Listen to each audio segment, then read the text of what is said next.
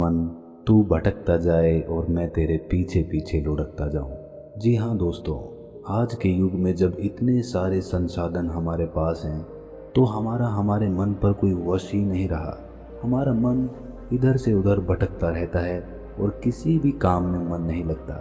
तो ये कहानियाँ गौतम बुद्ध की कहानियाँ हैं जिन्होंने लाखों लोगों को रास्ता दिखाया। ये बात उस समय की है जब महात्मा बुद्ध अपने शिष्यों के साथ एक दूसरे गांव में प्रवचन देने जा रहे थे। एक बार की बात है, गर्मी का समय था। बहुत तेज कड़ाके की धूप निकली हुई थी।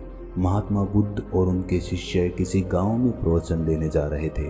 उन सभी शिष्यों का गर्मी से हाल बेहाल हो रखा था और वो सभी चलते चलते बहुत थक गए थे। महात्मा बुद्ध के प्रिय शिष्य आनंद भी उनके साथ थे।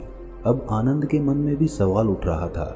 अंत में उन्होंने बुद्ध से पूछा कि हे बुद्ध, गांव कब आएगा और यहाँ से कितनी दूर है? हम बहुत थक गए हैं। वहीं खेत में एक बूढ़ा आदमी काम कर रहा था। आनंद ने उस आदमी को देखकर बुद्ध से कहा कि चलिए हम उनसे पूछ लेते हैं कि हमारा ठिकाना कितनी दूर है। बुद्ध ने हामी भर दी और वो उससे पूछने के लिए चले गए। आनंद ने बूढ़े आदमी के पास जाकर पूछा कि यहाँ से अगला गांव कितनी दूरी पर है। बूढ़े आदमी ने कहा कि यहाँ से वो गांव अब कुछ ही दूरी पर है, आप जल्द ही पहुँच जाएंगे। ये कहकर वो आदमी बुद्ध की तरफ देखकर मुस्कुराने लगा।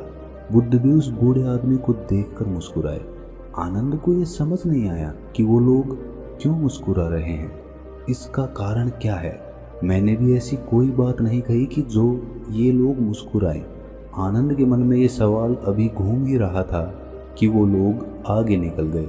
आगे कुछ दूर चलने के बाद गांव नहीं आया।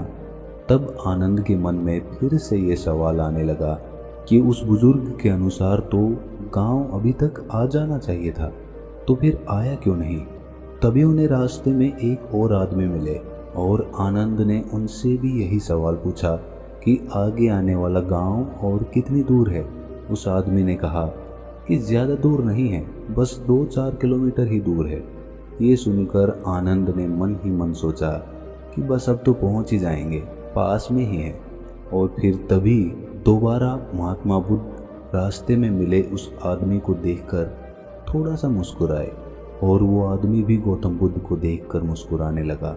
अब फिर से आनंद के दिमाग में सवाल उठने लगा कि आखिर दोनों के आपस में मुस्कुराने का क्या राज है। परंतु वो लोग आगे बढ़ते रहे। काफ़ी आगे जाने के बाद भी गांव नहीं आया। अब आनंद ने एक बूढ़ी माँ से फिर पूछा कि गांव कितनी दूर है अम्मा। बूढ़ी माँ ने कहा कि बस कुछ ही कदम दूर है, आप गांव पहुंच ही गए हो। और एक बार फिर से वो बूढ़ी औरत बुद्ध को देखकर मुस्कुराने लगी। आनंद ने फिर ये सब देखा, लेकिन वो उस समय कुछ ना कहकर आगे निकल गया। अब भी गांव आने में समय था। आनंद के सब्र का बांध टूटने लगा था। वो समझ ही नहीं पा रहा था कि हम गांव पहुंच क्यों नहीं पा रहे हैं। वो रास्ते में रुक गया और कंधे पर रखे सामान को क्रोध में आकर फेंक देता है और अंत में महात्मा बुद्ध से कहता है कि वैसे तो आपने कहा है कि बेकार के प्रश्न नहीं करने चाहिए, लेकिन फिर भी मेरे मन में काफ़ी देर से एक सवाल परेशान कर रहा है, कृपया करके आप मुझे उत्तर दें। बुद्ध ने कहा, पूछो क्या पूछना है। आनंद पूछता है कि हम जिससे भी रास्ता पूछ रहे हैं वो हमें बस थोड़ी दूर कहकर आगे बढ़ाए जा रहा है और आप कभी उन्हें देखकर मुस्कुराते हैं तो कभी उन्हें देखकर हंसते हैं। इस चीज़ को कृपा करके मुझे समझाइए और ये भी बताइए कि कहीं हम गलत रास्ते पर तो नहीं चल रहे, तभी तो गांव नहीं आया इतनी देर से। बुद्ध आनंद की बात सुनकर कहते हैं कि आनंद, हम बिल्कुल सही रास्ते पे चल रहे हैं और जिस रास्ते से हम गांव जा रहे हैं वहाँ के लोग मुझे जानते हैं, क्योंकि मैं पहले भी इस गांव में जा चुका हूँ और मुझे इस राह की दूरी भी पता है और यहाँ के लोग भी ये जानते हैं और इसलिए वो लोग फिर से मुझे जाते देख पहचान कर मुस्कुरा रहे थे। और जिस तरह हम लोग उन लोगों को लक्ष्य प्राप्ति के लिए प्रवचन देते हैं, उपदेश देते हैं, उसी तरह वो भी हमें हमारी मंजिल की ओर निरंतर बढ़ते रहने के लिए एक राह देते हैं। ताकि हम अपनी मंजिल तक पहुंच सके। बुद्ध की ये बात सुनकर आनंद मुस्कुरा उठा और सभी एक बार फिर से गांव के लिए निकल पड़े और कुछ समय बाद ये लोग वहां पहुंच भी गए। इसीलिए दोस्तों, जिस तरह बुद्ध और उनके शिष्यों को रास्ते में कई लोग मिलते हैं जो उन्हें मार्ग पर जाने के लिए प्रेरित करते हैं, ठीक उसी प्रकार हमारे जीवन में भी हमें किसी न किसी रूप में प्रेरणाएं मिलती रहती हैं। बस फर्क ये है कि हम उसे पहचान नहीं पाते हैं। हमेशा याद रखो कि जीवन में आगे बढ़ने के लिए अवसर हर किसी को मिलता है।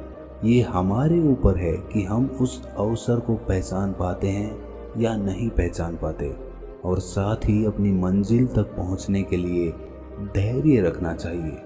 बेशक उसे मिलने में वक्त लग सकता है, थोड़ी कठिनाई हो सकती है, लेकिन निरंतर चलते रहने से एक ना एक दिन हमें मंजिल जरूर मिलेगी।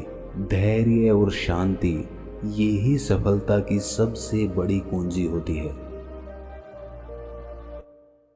अथर्ववेद से स्थापत्य वेद आया है, जिसमें से हम लोग